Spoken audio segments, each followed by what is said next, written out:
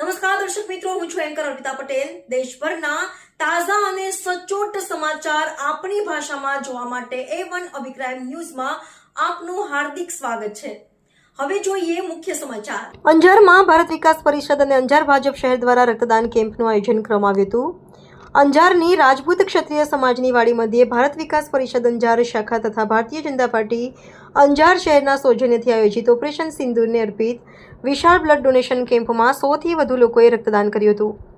મહંત ત્રિકમદાસજી મહારાજ, ધારાસભ્ય ત્રિકમભાઈ છાંગા, નગરપાલિકા પ્રમુખ વૈભવ કોડરાણી તથા રાષ્ટ્રીય સ્વયંસેવક સંઘ સૌરાષ્ટ્ર પ્રાંતના કાર્યવાહી મહેશભાઈ ઓઝાની વિશેષ ઉપસ્થિતિ રહી હતી.